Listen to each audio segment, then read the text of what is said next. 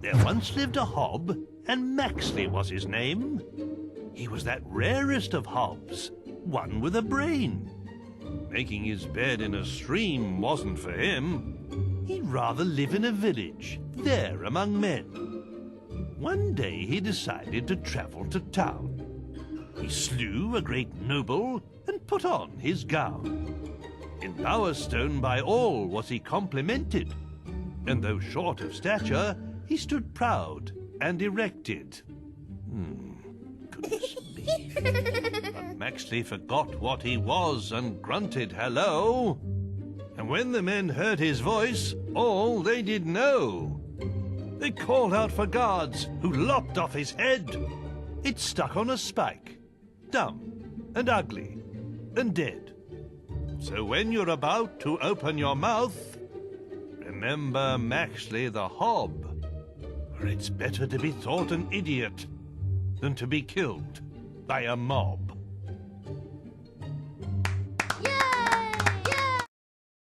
The way of the warrior doth take its toll on a hero's face, and ere long women will fly and escape before he can give chase. Scarred and dejected, a hero named Ralph stole all of the traders' riches. He made use of their gold and bought romantic gifts for all of the ladies.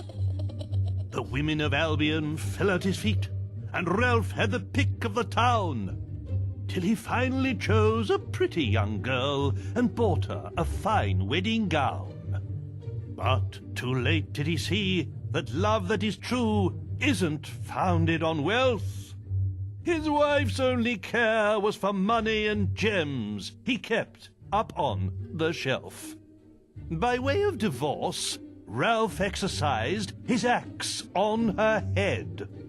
This he did mount up on the wall, just over the bed. So did the woman sadly become the world's first trophy wife.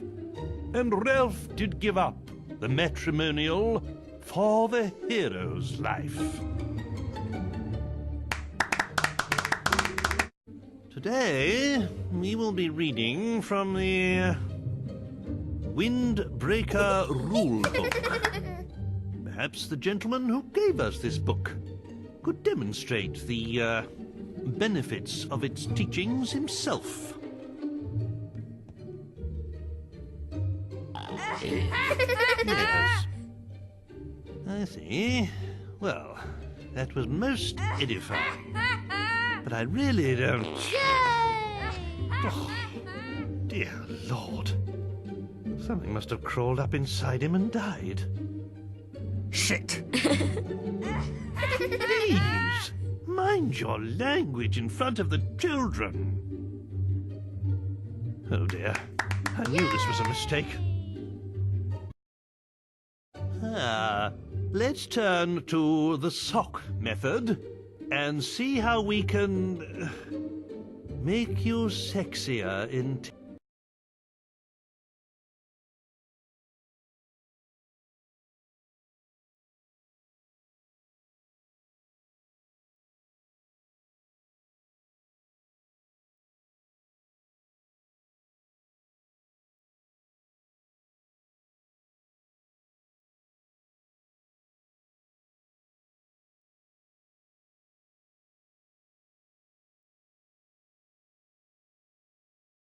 Today, we will be looking at You Are Not a Bad Person.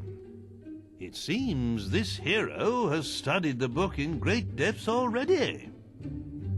But perhaps one of you can tell me how you can make yourself less scary. Wear a pretty dress. That's right. A person's clothes say a lot about them. And wandering around town dressed in dark leather or chainmail can frighten people. Any other ideas? Don't wear anything at all. Well, that might make you look more silly than scary.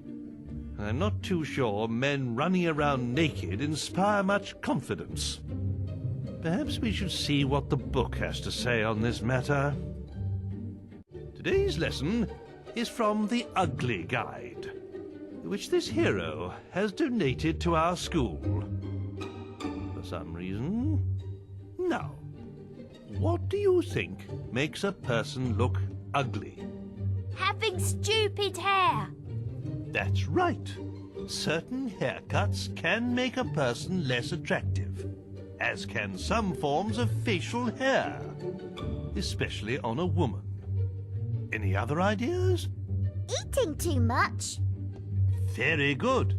That's why everybody in Albion has such a perfect waistline. From the greatest hero to the lowliest beggar. Except for Jenna from Orchard Farm, of course. She used to be but a slip of a girl, but now... that woman certainly likes her cider. Anyway, that concludes our lesson for today.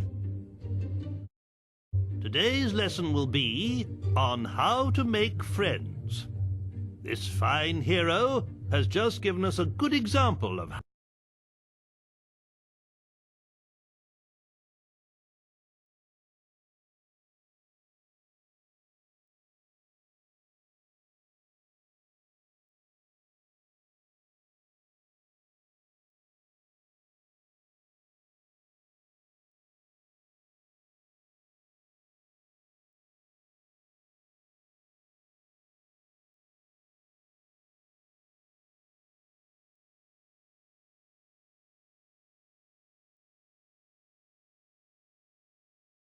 we try not to raise any murderers in our school. Follow the teachings of this book, but nevertheless you should learn to recognize the signs of evil.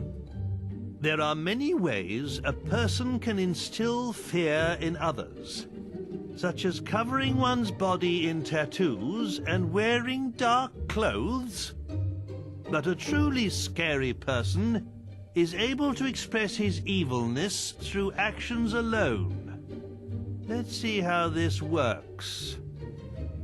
A hero, would you regale us with an evil sneer, perhaps? Yes. Very effective.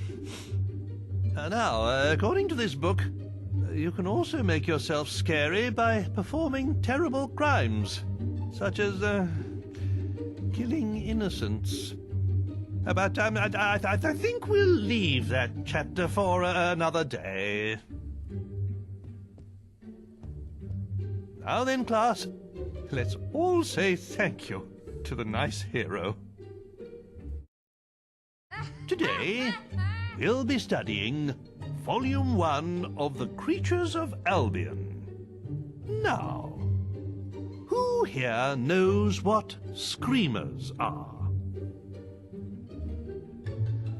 I bet you've never heard one, though, have you? That's because they stay away from the towns. But out in the countryside, it's a rather different story. And you can sometimes hear them crying out in the night. Their scream can pierce even the bravest of men's hearts. Hearing it will not just chill you to the bone, but sap your energy too. According to the sage Richard Phillips, they feed upon the life force of men, sucking out their souls. Either way, if you ever see one, you'll soon end up like them, screaming. Now, let us turn to Volume 2 of The Creatures of Albion. Trolls are an ancient race formed from the rock and soil in which they were born. They have the strength of many men and can withstand all but the mightiest of blows. Get too close, and they will jump onto the ground with such force that the shockwaves can shatter a man's bones. But trolls are also slow, lumbering creatures and rarely move. So, if ever you see one, your best hope is to run away. If you're lucky, You won't be crushed to death by the boulders they throw after you. Thanks to this kind hero, today's lesson is from Volume 3 of The Creatures of Albion. If trolls ruled the land, and dragons the skies, then the mighty Kraken are masters of the sea. A few men have ever seen a Kraken, and fewer still have lived to tell the tale. Since before the times of the Old Kingdom, these terrifying creatures have lurked in the seas that surround Albion. Their tentacles can grow to be over 100 feet long, and are strong enough to crush a ship like kindling. A brave sailor once drove away a Kraken by hacking off one of those gargantuan tentacles. But to kill one of the beasts, oh, that would truly be a heroic task.